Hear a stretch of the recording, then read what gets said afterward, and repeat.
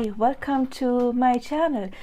Today we're going to take a different approach when it comes to manifestation because I want to open a new category, another category talking about manifestation, and in this category we're going to talk a lot about reverse engineering.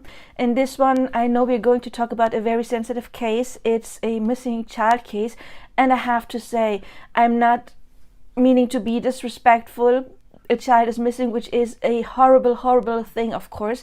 So this is basically me trying to apply manifestation and the law of assumption onto something that already has happened. But I am no expert on this case. I cannot give you any new information about where that child is. I don't know anything about that.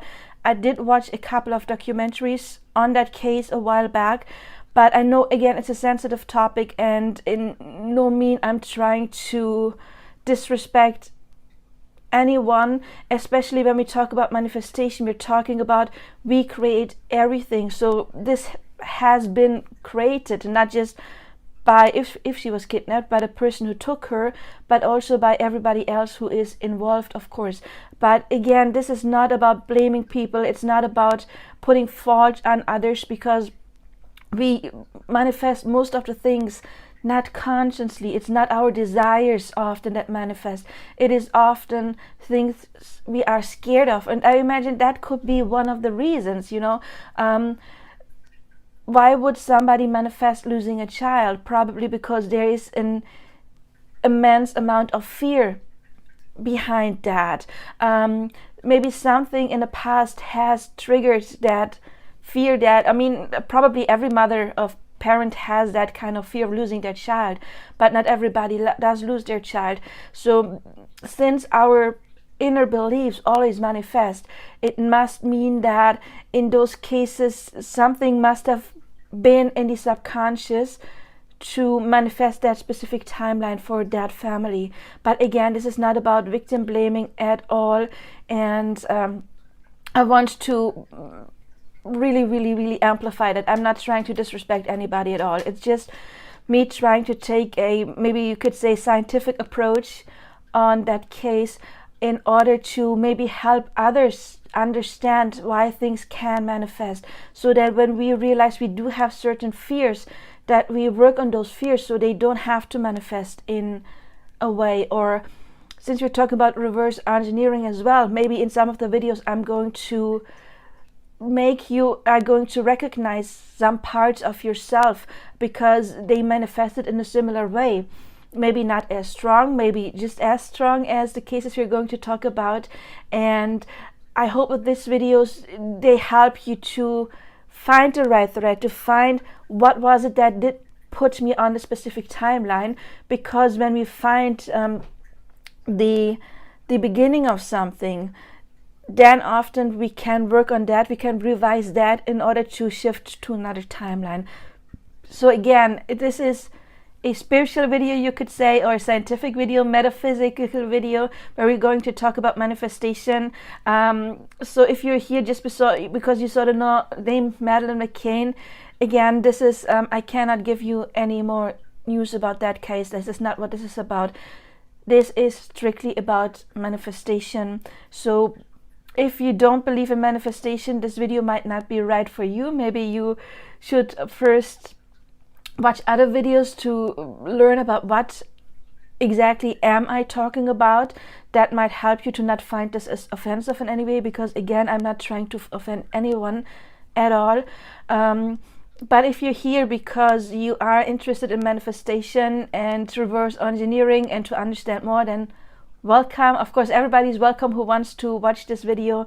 But again, I know it's a sensitive topic. Just wanted to put that out there before we dive right in. And I know that was like a 5-minute intro. I'm sorry. And I'm going to add a couple more seconds on that. And I would like to introduce myself. Yeah, hello, my name is Janine, and I have been a spiritual coach for a while now, many years. I have been coaching thousands of clients. I am a medium, I am a manifestation coach, and I am an astrologer. So if you're interested in my content, please like, subscribe, hit the bell icon, leave comments. Everything you can do is helping me grow my channel, because it does something to the algorithm. And also I am available for personal coaching. But now we're diving right in. So yeah, I want to start talking about timelines. I did watch those documentaries, and the family seems to be very sure that she is still alive. And then of course there are other people who say like, no, that child is not alive anymore. And when we talk about manifestation, we always say creation is finished. Neville Goddard's teachings. And again, if you don't know anything about manifestation, this is where maybe you would like to do your research first. Neville Goddard, creation is finished. We can read about metaphysics. There are different timelines. We do live in a multiverse where different realities, different possibilities exist next to each other, and we have the ability to change, jump timelines, you could say. And this must mean that if some people think this child is not, for example, let's say police, or I don't know, anyone in the family, say uncle, I don't know if there is an uncle, but just to have someone, let's say there are people who think that this child is no longer alive, then they are, even though the timelines are merged, we live with people, but still we can live on different timelines simultaneously and still share experiences. So some people, no, I think I have to explain that more. This reminds me very much of Schrödinger's cat. This is an experiment, a thought experiment, where a cat is in a box and there's something inside that box, I think some radioactive material that can kill the box. And until you open the box, you don't know if the cat is still dead or alive. So for a while there is this, I see like in my inner mind like a pathway, and it could go either way, and somewhere there is this, it spreads, there's this fork in the road. But until you get to the fork in the road, there is two possibilities happening simultaneously. And only when you open the box, the cat is dead or alive. And then if your inner belief systems determine which one of these realities you do get to live, which is the one you're going to experience. If your inner belief is more like, the cat is dead, then that's the timeline. Let's say this is the dead timeline. This is the one you will experience. If there would be another person in that room, or if your own belief would be, no, the cat survived, then when you get to the fork in the road, you would go to the parallel universe where you experience the cat being alive. But until the fork spreads, there is like a common ground. And until that child was found in this timeline, both possibilities are still available. They're both still open. Only when she was found, you will know which timeline you got on. Did you get on the ones, and there's more than one on each side, there's multiple, but to make it easier, when the body would be found, then you would know, okay, I chose. And by chose, of course, I don't mean consciously chose. It's your inner beliefs that choose. I chose the timeline where the child is dead, or I chose the timeline where the child is alive. And I feel very bad actually saying these words, because we're talking about something so horrific. But you can apply that to anyone. There is the timeline where you get that job because you could imagine getting that job, and there's the timeline where you don't get it. And the day you get the call is the one where the possibility, I don't want to say permanently ends in that experience of getting a job, because you could still manifest in getting that job at a later point, or that's something like the person who did get the job changes their mind and then you get it. So there, of course, with something like that, you can still change going to the other timeline even after you realized, okay, I kind of like got onto the timeline where I didn't get the job that I like, and then you can change that. But once a body was found, for example, it would be harder to jump to the timeline where the kid is still alive. However, I did make a video on that. It is called something like, I have already recorded it, but it is not uploaded yet. I will call it something like, by the time you will watch it will be uploaded. can we manifest someone coming back from the dead? So if you're interested for me to talk more about that, you can check out that video. But however, so they are, let's say we are on the way to the fork of the road and some people think she's no longer alive, and some people think she is alive. And I was talking about finding the body. Of course, it could be the opposite, finding the girl alive. So finding the girl and then whether or not she's dead or alive. But until we get into the fork of the road, both possibilities are still available for everyone. So there could be people who will later manifest the timeline of her not being there because they believe she is no longer alive. And then on the same timeline, there could be people who think that she still is alive, and if she gets found, that is the experience they make. Okay? But again, the universe will kind of like split in that moment where she either turns up alive or dead. And again, then you will know which is the one that was manifested for actually for you personally, because you are the one who turns on the news and sees it, and you just experience a specific timeline. But in the multiverse there are other timelines as well, and I am certain that there are timelines where she must be alive. Why? Because there is people who still think she is alive, and we can only think something that is available in this multiverse. And watching those documentaries, there have been people who claimed they have seen her alive. We don't know it's true, but if people think that she is alive, and even if it was not her precisely, then only because there is the option where she is alive. And then others think that she is not, which means in this multiverse there is also the universe or multiple universes where she's not, meaning at the same time she is alive and she's not alive. And we don't know yet what multiverse we are in. We don't know yet because it hasn't really shown itself. It hasn't been revealed. Maybe it will. Maybe we are on a timeline where it will never be revealed, but other people could be on a timeline where either it will be revealed she's not alive, or it will be revealed that she is alive. Can you follow me? So there is, of course, again, multiple timelines. There could be a timeline where they find out in 3 years. There could be a timeline where they find out in 5 years. There's a timeline where they find out in 30 years. There may be a timeline where they never find out. So again, there is just different layers. We're just talking about the one where she's dead, the one where she's alive, but there's other ones in between. Which kind of brings me to the next point. Why have she not been found yet?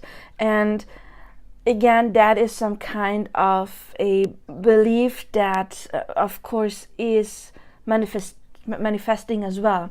Because there is probably a timeline where she's been long found. There is a timeline where she will be found very soon. There is a timeline where it will take a while longer. There's a timeline where it will take even longer. There's a timeline where it won't happen at all.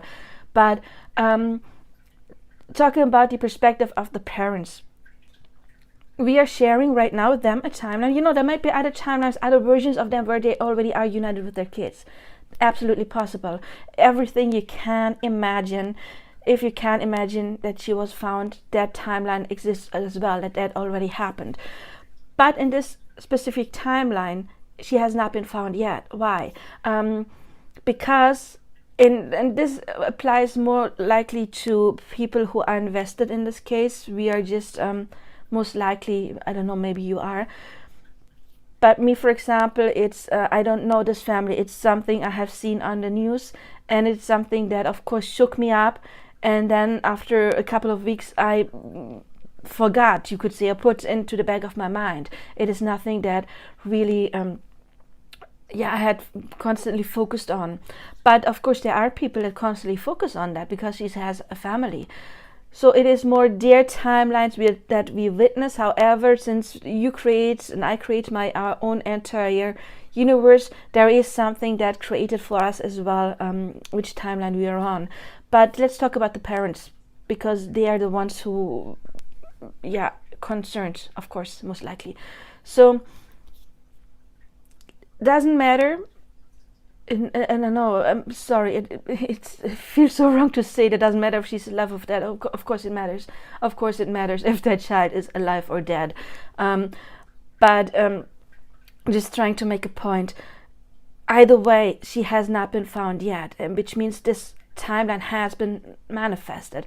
And this is where we're going to talk about reverse engineering. Why the parents, at least the parents in this multiverse that we are witnessing, in this timeline, why did they not manifest their child appearing back?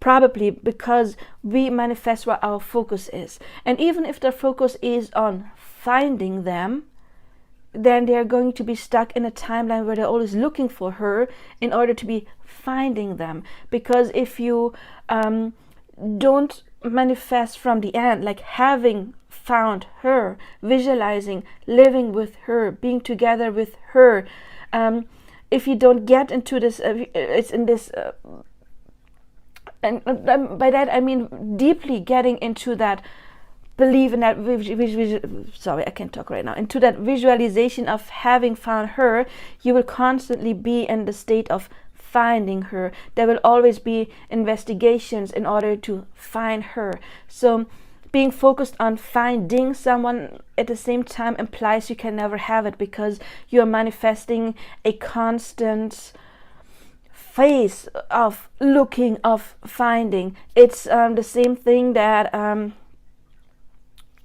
no, I don't want to go there, but that might be the problem, of focusing on finding her, and at the same time there is this deep inner knowing she's not there.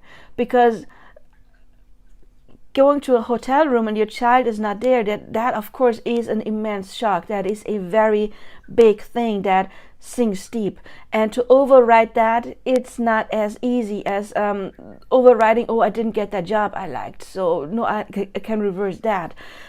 So there is a lot of emotion attached to it, and by now a lot of days, a lot of time where that child has not been there, which means, especially like the first time you wake up the day after it and your child is not there, you wake up the day after it and it's still not there, and you have that feeling in the pit of your stomach, and you feel sick, and there's this strong emotion. And then of course it's 1 year later and she's still not there, and then it's another year later and she's still not there, and then it's a decade later. So there has been so many days of focusing on her not being there, that this is something that keeps on manifesting, her not being there. And still there is this hope within them that she is alive. So they are more likely, if that is not just something they say, but if they really truly feel that, and that's the mother's intention, the mother's feeling, we always say, yeah, a mother has the feeling if the child is alive or dead. And if it's like a deep inner knowing, that only implies that picking that timeline where that is available, where that is the desired outcome. But at the same time, there is the desire of finding her, of her still being alive, which will most likely put the parents, if that is something that is true and they're not just saying, if they really, really feel that, that is most likely the timeline they are on so far, where they would manifest her being alive, until of course something happens and they have a shift in that belief, which could happen if time goes on, or there is another like evidence or something coming up that would kind of like break that belief, and then of course they can shift into the timeline of her not being alive, and then manifest that. Or another option, of course, I implied it, is that they have this inner knowing of her being alive, but they're still focusing on the lack of not being her, which would manifest in the timeline where she might be alive, but they won't find her. And that would be also an awful option. I think maybe even the cruelest one. The not knowing, in my opinion, might be even crueler than knowing that she were not alive anymore.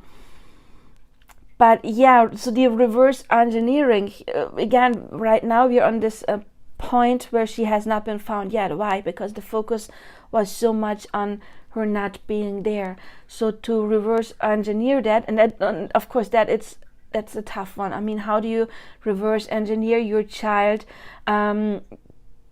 being gone for so long. So I would not start there, to be honest, to reverse engineer that. I would start at a different point. And that just reminds me, I made a video on that topic as well, but I forgot to mention this point I'm talking about right now, about is it possible to reverse engineer something that was very tragic. And sometimes you cannot reverse engineer the entire situation, but in that case I would most likely say going back to a specific time. For example, a time where there was a good lead. And if it's been more recent, then even better. You know, there are still people sometimes saying they saw her. And if I were the parents and I would believe in manifestation reverse engineering, I would take that specific situation.